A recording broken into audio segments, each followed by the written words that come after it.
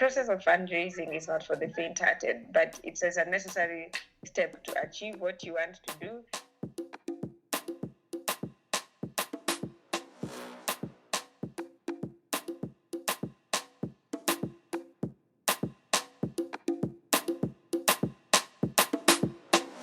Hello everyone. Welcome back for the second part of my interview with Navalayo Osembo.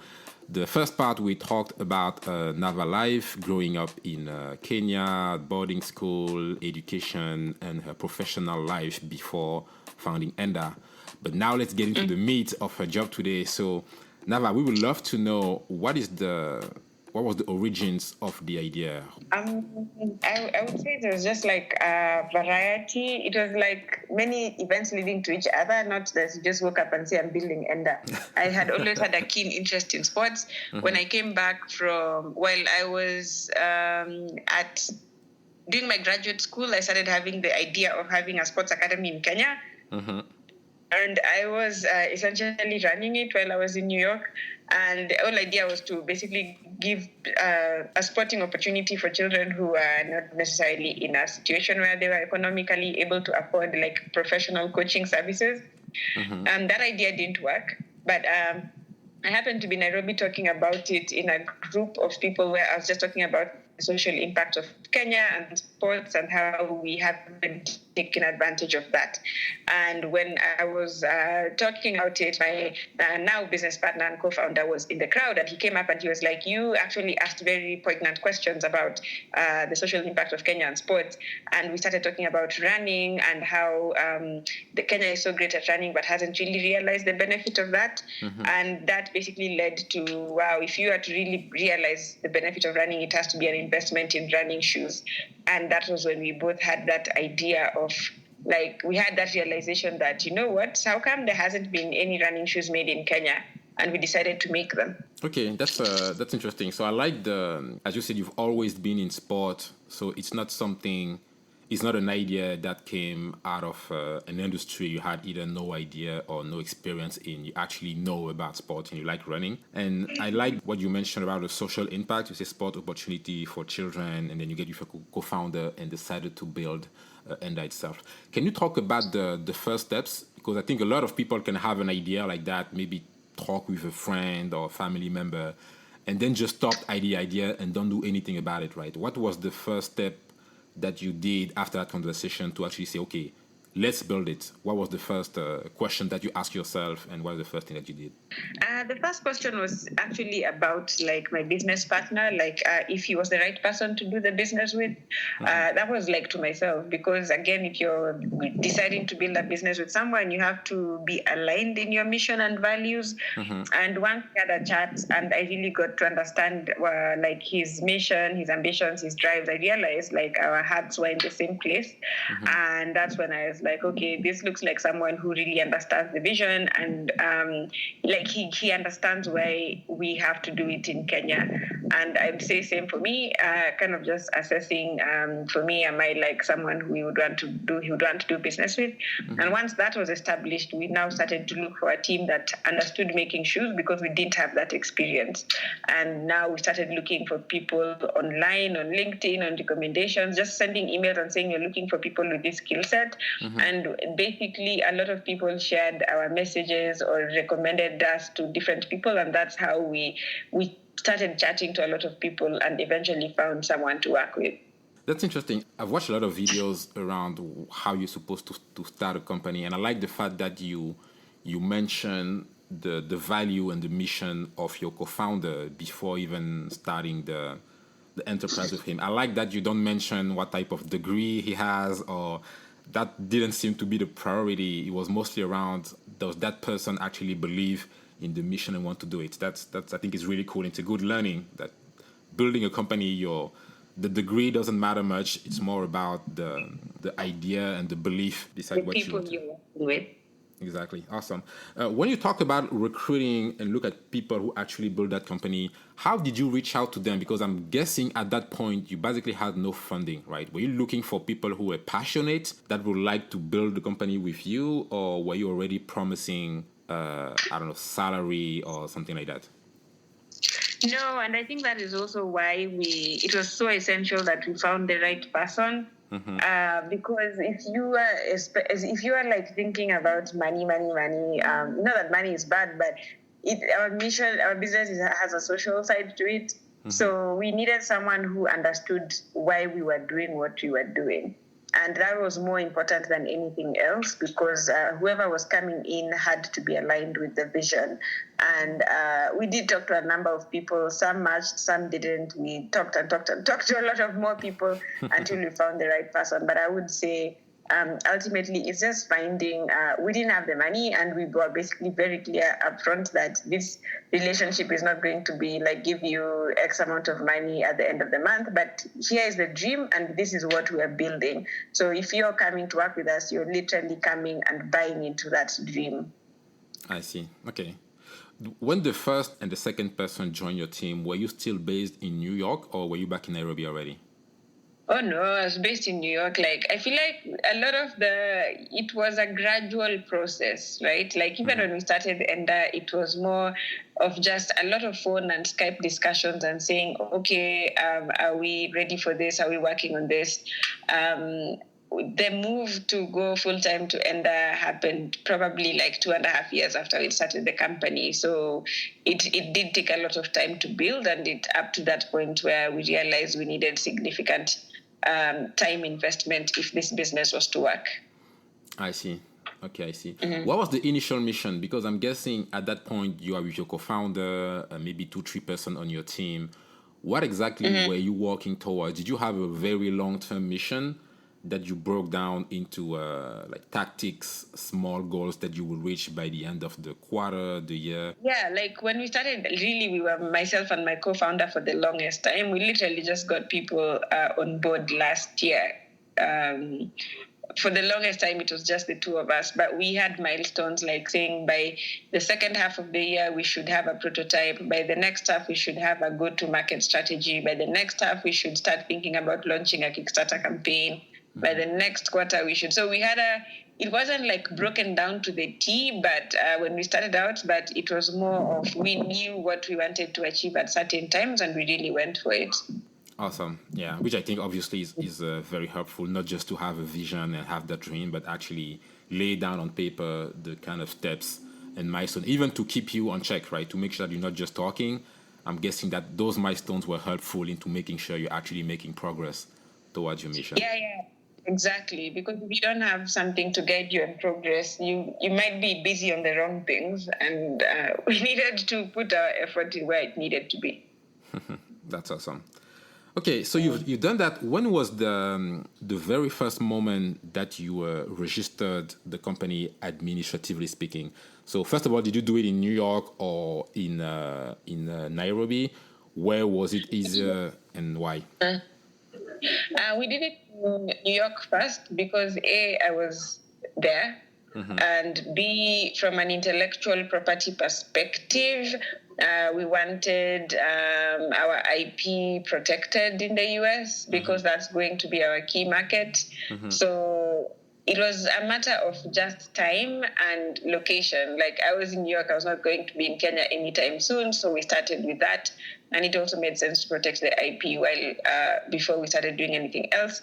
And then after that, we basically started in Nairobi when the Kenyan entity essentially, like when we started production in Kenya, then we registered the Kenyan entity because that also took some time to basically set up the supply chain. Got it. That makes sense. Okay. Before we get into the question of funding Nava, there's a question I should have asked at the beginning for our listeners. Can you tell us briefly, you talked about Enda, the origin of the idea, what it was to recruit the first member of your team. Can you talk about, let's say I'm a listener in Cameroon, I know about your life so far, I know about the difficulty and the origin of the idea. Can you talk briefly about what is Enda? And if I'm interested to learn more about Enda, what is it? What am I looking at? What are the type of product that you're building at the moment? Okay, so Enda is the Swahili word that means go. And we are essentially Kenya's and Africa's first performance running footwear manufacturer, which basically means like professional running shoes. We manufacture that. And the reason why we did it was because we realized that Kenyans have been dominant in the long distance running industry for so long, but we haven't really done much other than win awards. And even the people who win those awards are not many people. There's still a whole horde of athletes that never benefit from it. And we challenged ourselves and said, if other countries can benefit from their reputation, why shouldn't Kenya do that? And that was the premise of us starting the company. That's awesome. So I will provide the information in the description of the podcast, but for now, you can go to endasportswear.com, ENDA sportswear.com, and you can already buy your Enda's pair of running shoes. So it's really, really exciting. Sorry to do it only now. I should have done it from the very beginning, but I think it was important to just briefly recap what you're doing, and if people want to learn more or purchase your product, where exactly they should go. So you have milestones at the moment, Nava. You have, by the end of the 6 months, you should have a prototype. At which point the idea of funding and raising more money became important? At what moment did you say, okay, we can't go forward unless we have a lot more money than we have right now? I think it was the point after which we had the prototype, and then we realized that the amount of money needed to move forward would be a lot more than we had. And we basically had to get very creative in terms of where to get that money. We were a startup, so we don't necessarily have a lot of financial data or history to show that we could be relied on by traditional banks. And that was the point where we realized that we had a good chance to raise money on crowdfunding. I see, because up until now, you were basically self-funded, right? Yes. Okay, which also is, I think, is a very good lesson, right? I think a lot of people, including me, I would think that, I have an idea, I want to do this and that, but because of the education that I have in mind, I would automatically think about raising money first. I like the step that you did of putting your own money in, having a prototype, and only after ask the question of how do we raise money. How did you think about Kickstarter? Why didn't you at that point think of going from investors to investors, pitching your ideas to raise money? Why did Kickstarter come from? We actually went to investors, and we got a lot of feedback that we were too early stage. So we did try to look for money, and we did get money from our friends and our families, but it wasn't enough. And we basically realized that we were considered too young. And as a result, we were like, okay, what's the next step after these rejections? And we were like, okay, let's try crowdfunding. I would say it was part strategy and part our backs against the wall. I can't even imagine how difficult were those moments. Can you share, I don't know, maybe 1 or 2 stories of either positively where you managed to raise money through friends and family, or negatively how you and your co-founder felt after getting a rejection from an investor? Getting a rejection is very personal or whatever, because it means somehow you have to tell your mind that it's a rejection of the idea, not yourself. And we did actually write to so many people, and we never really got a positive answer. And at some point we did get an answer that was like, oh my God, this is amazing, I love it. And then come to term of signing the agreement, the person kind of went under, and that hurt a lot. But I think it was just the realization that it's okay, of all these people, I just need one, I just need 1 or 2 people to believe.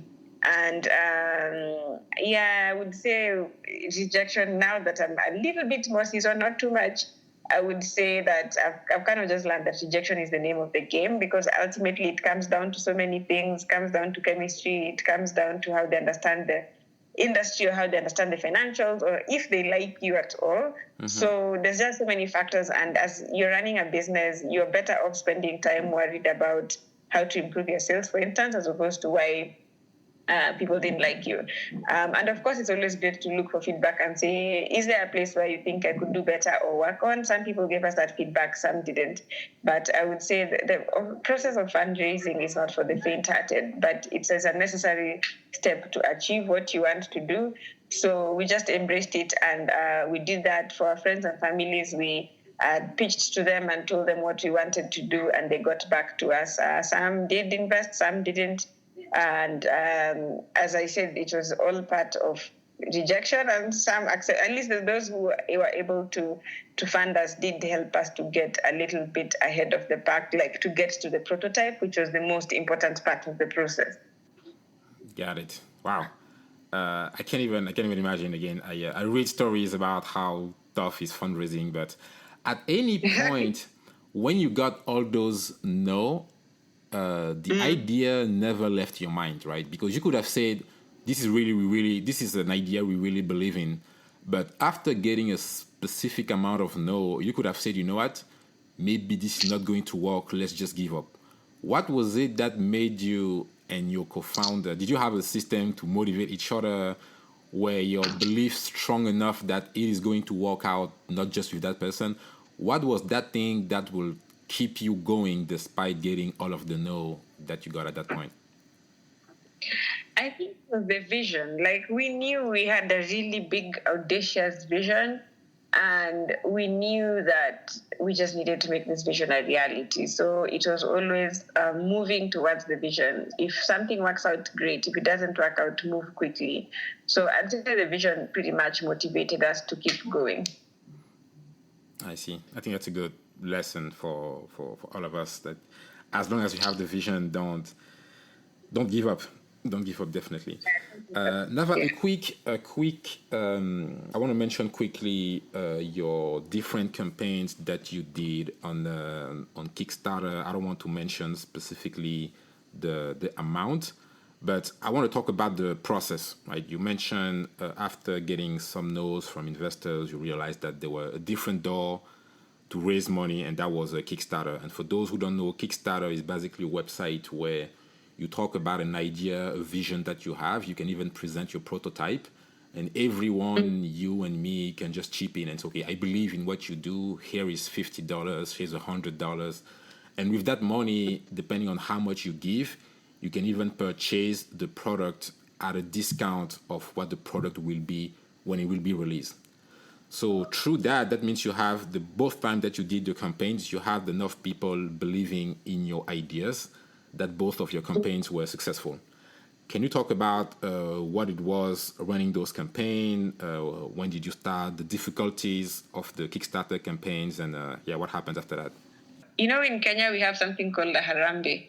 We call it harambe, but it's like when you can't be able to do something, people come together and they help you, whether it's school fees or roofing a house or doing something that you can't do.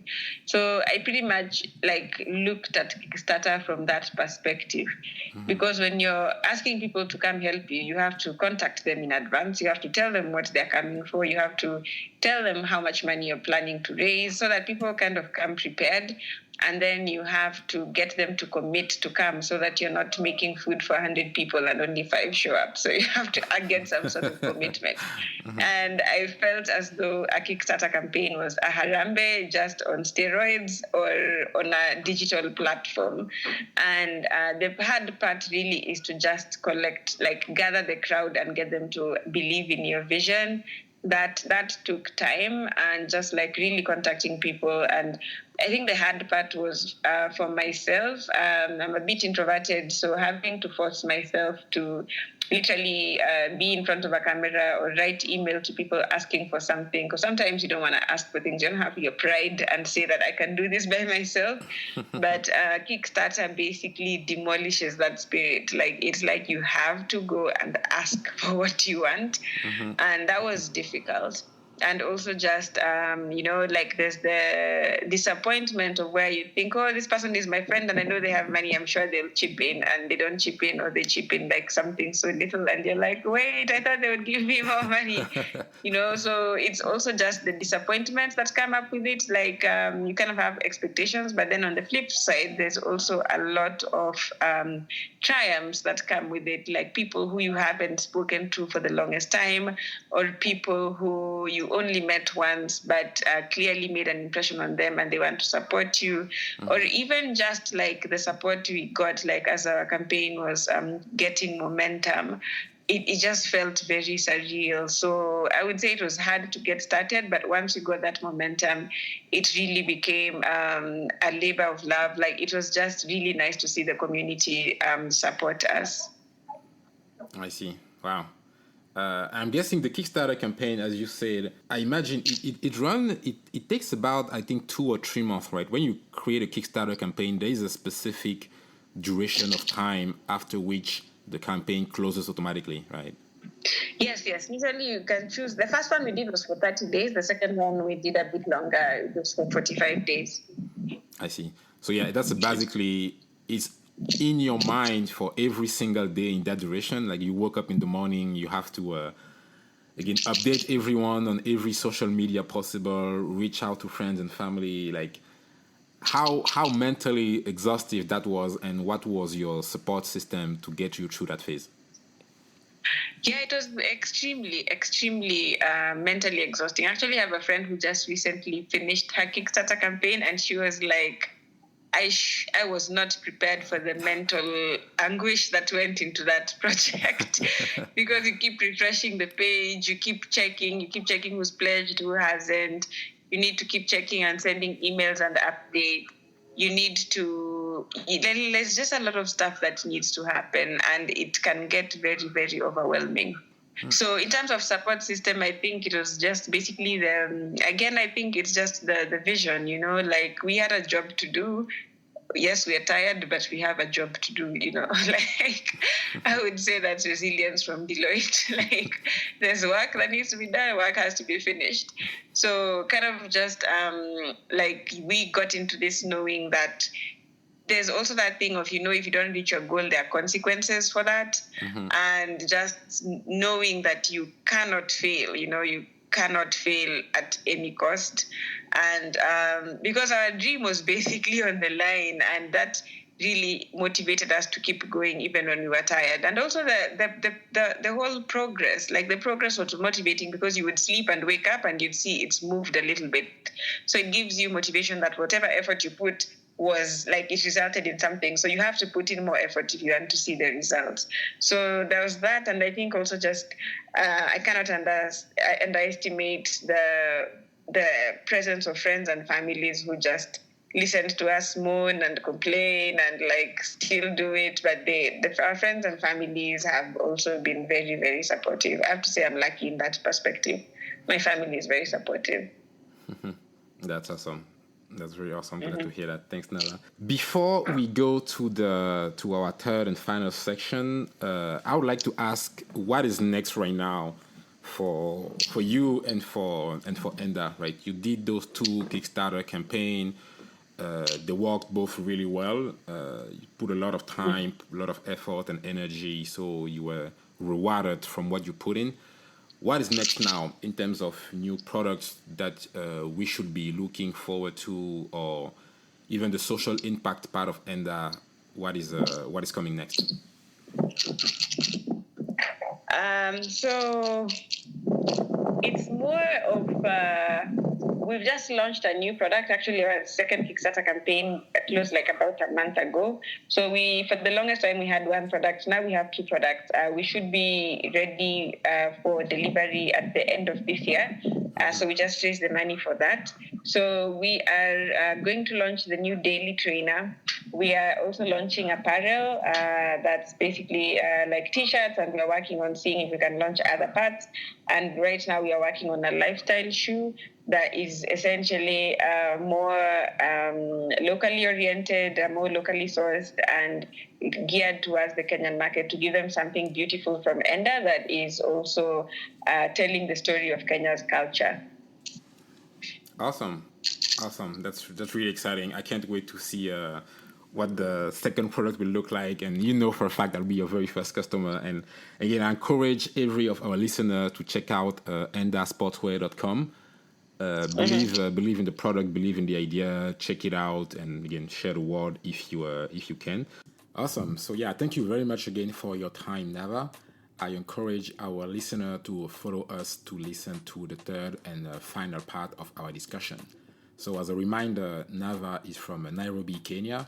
So it's important for us, I think, to know, as she's building her company and her movement, what is the place of not just Kenya, but Africa overall, because she's at some level representing not just her country, but the continent into her action. So it'll be interesting to dig into